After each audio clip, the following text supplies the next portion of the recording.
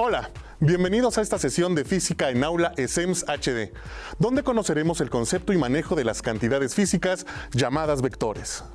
Es importante tener en cuenta que, aunque muchas de las leyes y teorías físicas son profundamente abstractas, en esencia la física es una ciencia experimental. Esto hace que la precisión de las mediciones que se realizan y el acuerdo general de los patrones usados para comunicar los resultados tienen que asegurar que los experimentos se reproduzcan fielmente y puedan ser verificados. Antes de comenzar, recordemos algunos detalles de las cantidades y unidades físicas. Las leyes de la física, derivadas de la observación de los fenómenos, expresan relaciones entre mediciones cuantitativas. Las cantidades físicas medibles requieren de unidades estandarizadas para que las demás personas puedan reproducir y aplicar los mismos principios en cualquier situación.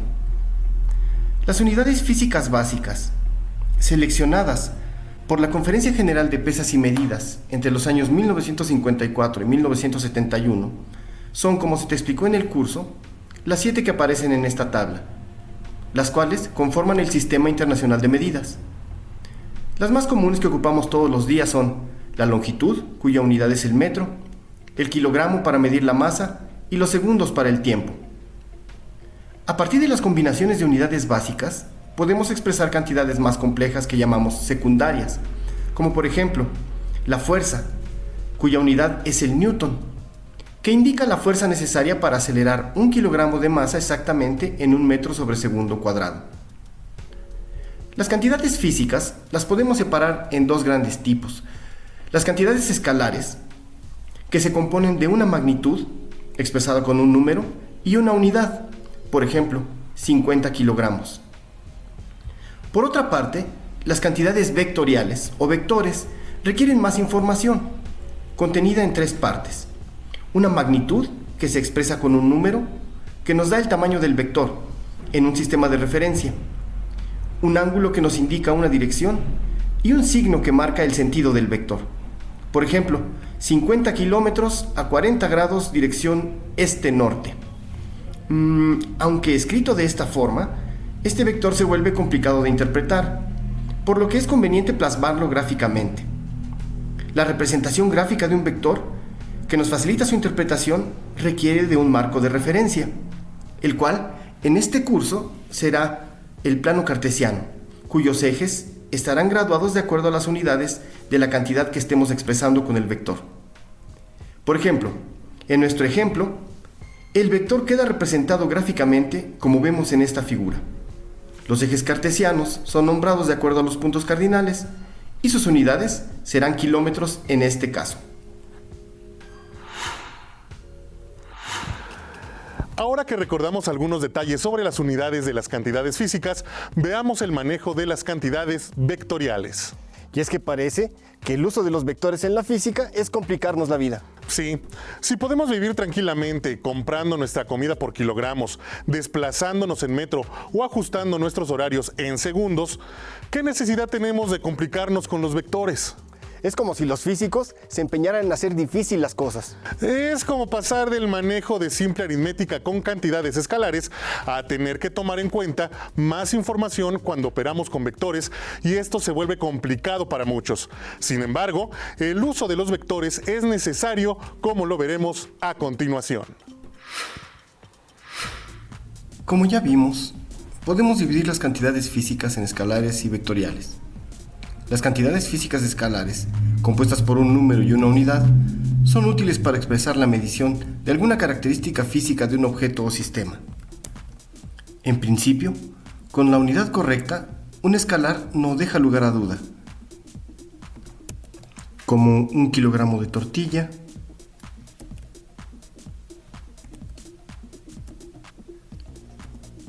o la temperatura de Tulancingo de 18 grados centígrados. En ambos casos, tenemos cantidades escalares. Pero vamos a ver qué información extra nos proveen los vectores. Recordemos primero ¿qué implica una posición en un sistema de referencia?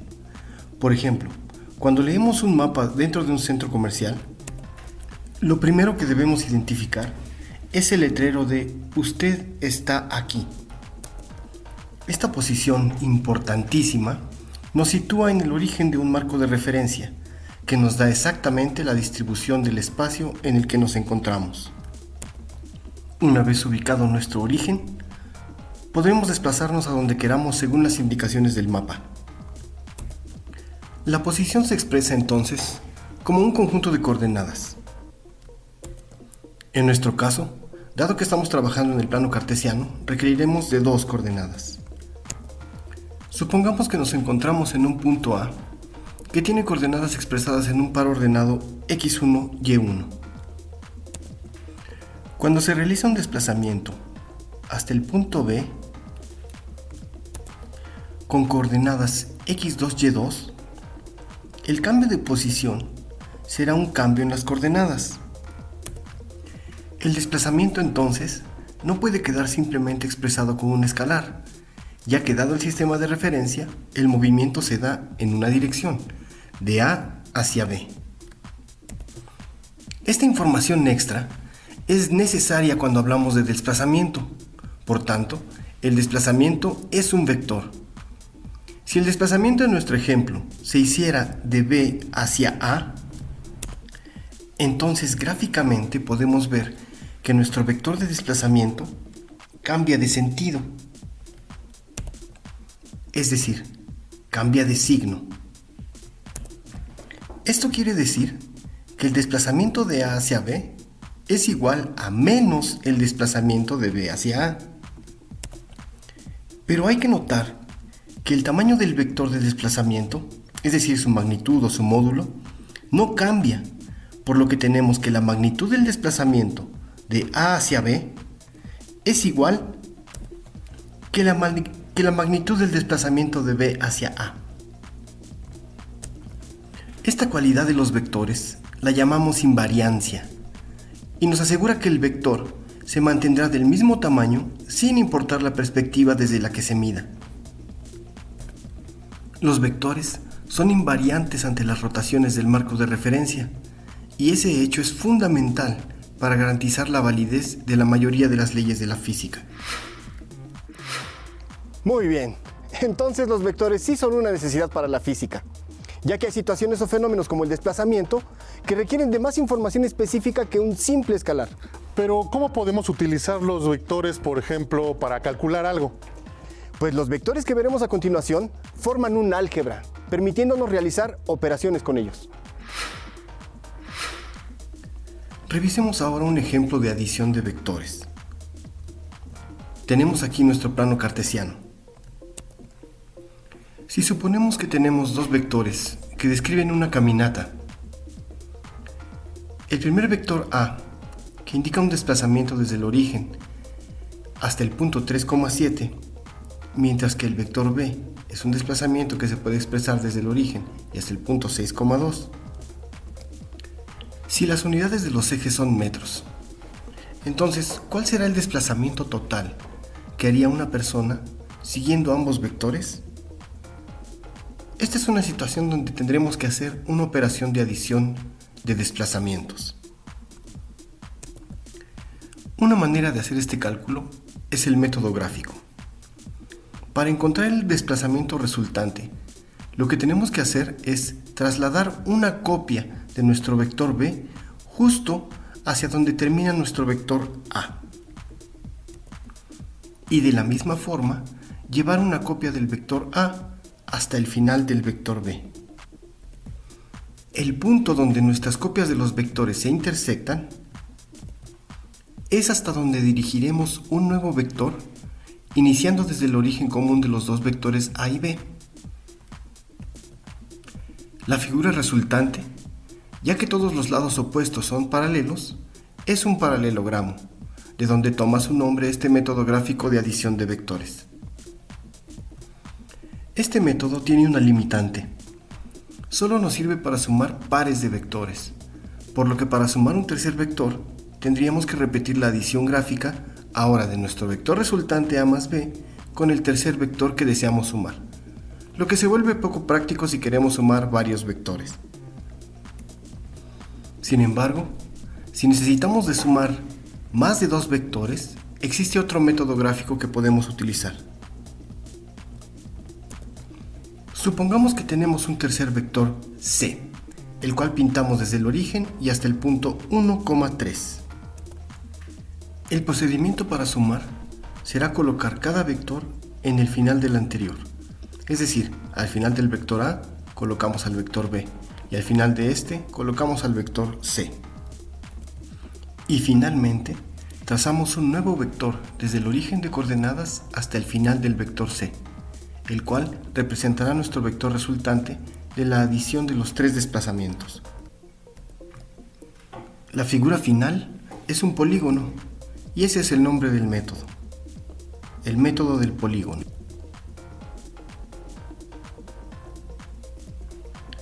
Pero volvamos un momento al método del paralelogramo. Veamos nuestra resultante, nuestro vector A más B. Si desaparecemos A y B, nos quedamos con un vector que, aunque nosotros sepamos de dónde viene porque nosotros lo calculamos gráficamente, al final solo es un vector. Ahora, ¿qué tal si suponemos que no solo nuestro vector A más B viene de la suma de otros 2 vectores, sino que todos los vectores que existen provienen de la suma de otros 2? ¿Pero cuáles 2? Lo más interesante es que podemos elegirlos. Podemos elegir esos 2 vectores de los cuales obtenemos este vector. Ya que podemos elegir, es mejor escoger 2 vectores sencillos, y los más sencillos se encuentran cada uno sobre los ejes del plano cartesiano. De esta manera, y aplicando nuevamente el método del paralelogramo para estos 2 vectores, que son perpendiculares porque están sobre los ejes X y Y, quedamos finalmente con un triángulo rectángulo. Este afortunado resultado nos permite ahora entender a cada vector como la suma de otros 2 que son perpendiculares y están sobre los ejes X y Y. De tal forma que ahora podemos llamar a estos vectores las componentes del vector resultante. Con la ayuda de la trigonometría, sabiendo la magnitud y el ángulo del vector que estamos tratando, podemos calcular sus componentes. La componente en X de nuestro vector podemos calcularla usando la función coseno, que relaciona la hipotenusa, que en este caso es la magnitud o módulo del vector, y al cateto adyacente al ángulo, mientras que para la componente en Y podemos usar al seno. De esta manera, cada vector que tracemos en el plano puede ser descrito en términos de sus componentes en X y en Y. A esta operación se le llama resolver el vector en sus componentes ortogonales o perpendiculares. Resolver los vectores de esta forma nos permite ahora de manera analítica realizar una suma de vectores mediante sus componentes, ya que podemos sumar algebraicamente todas las componentes que viven en X, por un lado, y aparte todas las componentes que estén sobre el eje Y. El resultado de las componentes en X nos darán la coordenada del vector resultante en ese eje, y lo mismo tendremos para la suma de componentes en Y. De esta manera podemos sumar vectores sin necesidad de recurrir a los métodos gráficos, y podemos entonces operar con vectores de manera analítica. Una de las propiedades de los vectores es que cuando a un vector se le multiplica un escalar, se verá incrementada su magnitud precisamente en el valor absoluto del escalar. Un vector entonces se puede expresar como un escalar multiplicado por un vector de magnitud igual a 1 que conserva y dicta las cualidades de dirección del vector original. Tales vectores de magnitud igual a 1 se llaman vectores unitarios. Las direcciones de los ejes cartesianos, x, y y z, se pueden expresar en términos de sus vectores unitarios. Para x, y, j para y y k para el eje z, cuando tenemos 3 dimensiones. La resolución de un vector en sus componentes perpendiculares nos permiten expresar un vector de una manera única y completa. La deducción del método de componentes de vectores es muy interesante, pero ¿qué tal si vemos a los vectores en acción? Me parece bien. Resolvamos un ejercicio de estática. Primero, recordaremos que la estática se basa en el principio de superposición de las fuerzas concurrentes, estableciendo que cuando un objeto sobre el cual actúan fuerzas concurrentes se encuentra en equilibrio, entonces no muestra una aceleración, es decir, carece de fuerza resultante. Analicemos lo siguiente para practicar estos conceptos. Analicemos el siguiente problema representativo. Tenemos un objeto colgando como se ve en la figura. La tensión en la cuerda horizontal es de 30 newtons y tenemos que encontrar cuánto pesa el objeto solamente con este dato.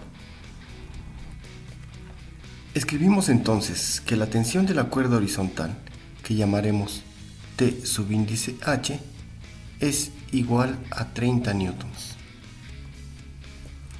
Por otra parte, podemos ver que si extendemos la cuerda horizontal a través del nudo, la cuerda número 2 hace un ángulo con esta horizontal de 40 grados. Debemos notar también que la tensión en la cuerda 1 compensa al peso Fw que andamos buscando. Por tanto, el peso es igual a la tensión de la cuerda 1. Siguiendo con el análisis, notamos que en el punto P es donde concurren todas las tensiones de las cuerdas. Vamos a aislar entonces nuestro punto P y a analizarlo mediante un diagrama de cuerpo libre. Dibujamos primero nuestro plano cartesiano y representamos las fuerzas concurrentes sobre nuestro punto de interés que colocaremos en el origen de los ejes. El peso del objeto, que es lo que andamos buscando, está ejerciendo una fuerza hacia abajo sobre el punto P y lo pondremos en rojo. La tensión de la cuerda horizontal de 30 newtons jala al punto P hacia la derecha y quedará en verde. Mientras que en azul dibujaremos la tensión en la cuerda 2. Esta tensión tiene que ser resuelta en sus componentes ortogonales, utilizando las fórmulas T2x igual a la magnitud de T2 que multiplica al coseno de 40 grados. Y la componente y la calculamos con la magnitud de T2 que multiplica al seno de 40 grados. El punto de interés que hemos aislado no se está moviendo, por lo que deducimos que se trata de una situación de equilibrio de fuerzas. Las condiciones de equilibrio nos dicen que la suma de todas las fuerzas en el eje X tiene que ser igual a 0, y de igual forma la suma de todas las fuerzas en Y. Podemos ver que en el eje X tenemos la fuerza de tensión de la cuerda horizontal y la componente X de la tensión en la cuerda 2. Para el eje Y tenemos que el peso Fw jala hacia abajo al punto P, mientras que la componente en Y de la tensión lo jala hacia arriba.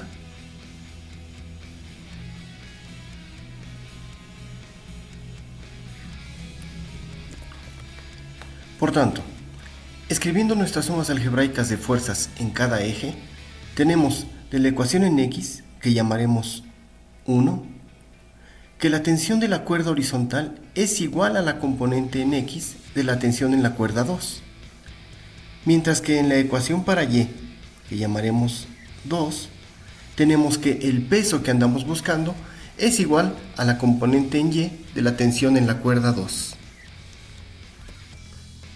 Podemos entonces, de la fórmula de T2x, calcular la magnitud de la tensión 2 y sustituirla en la ecuación para T2y, que es igual al peso que andamos buscando.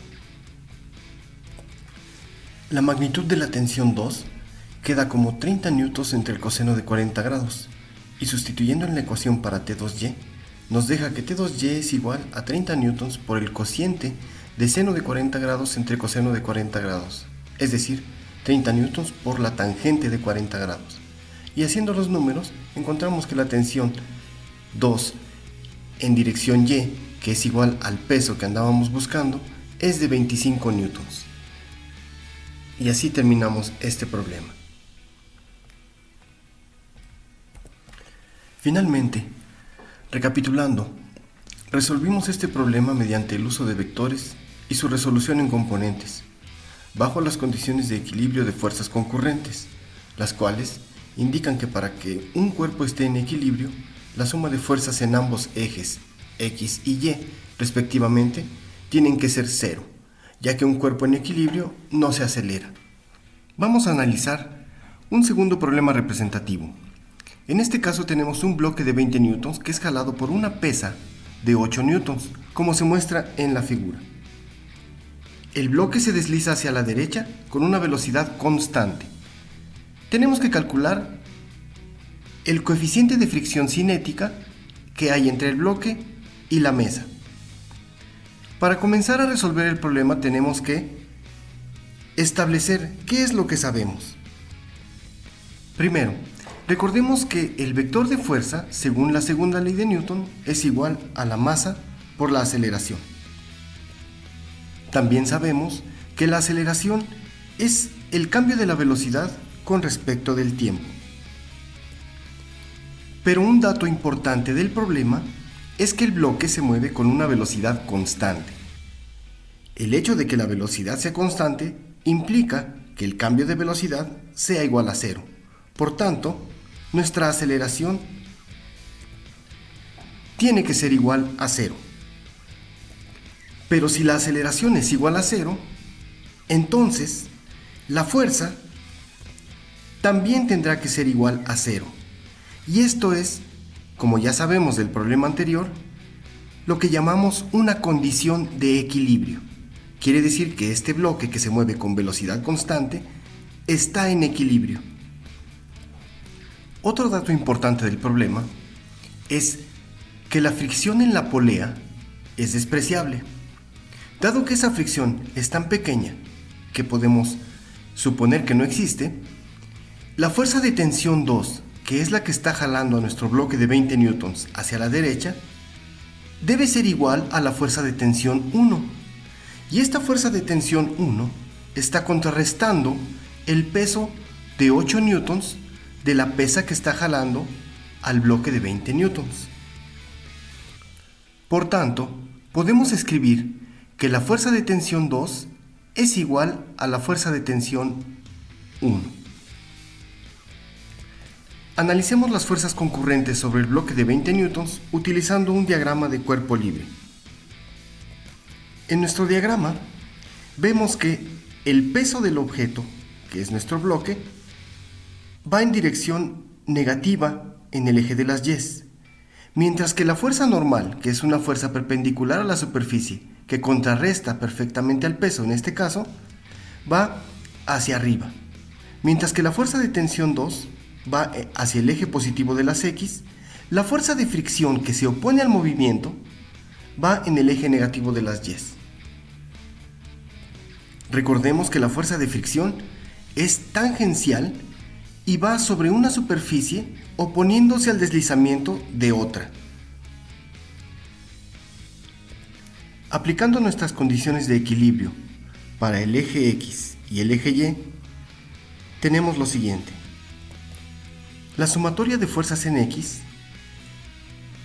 será la fuerza de tensión 2,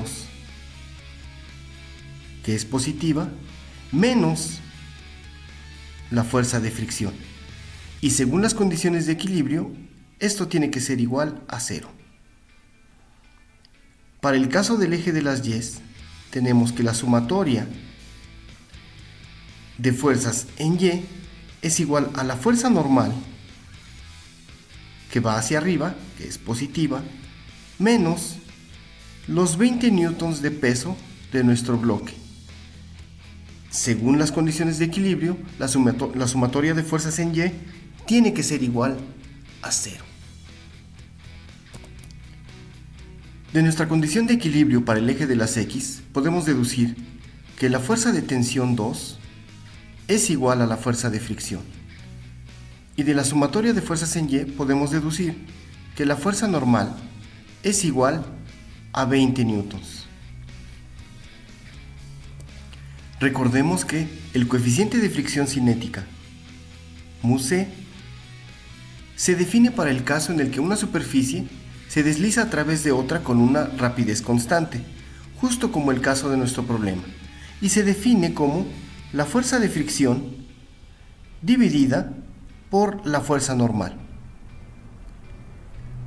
Ambas fuerzas las hemos calculado, ya que en el caso de la sumatoria de fuerzas en X tenemos que la fuerza de tensión 2 es igual a la fuerza de fricción, y como la polea no tiene fricción, la fuerza de tensión 2 es igual a la fuerza de tensión 1, y la fuerza de tensión 1 compensa perfectamente al peso.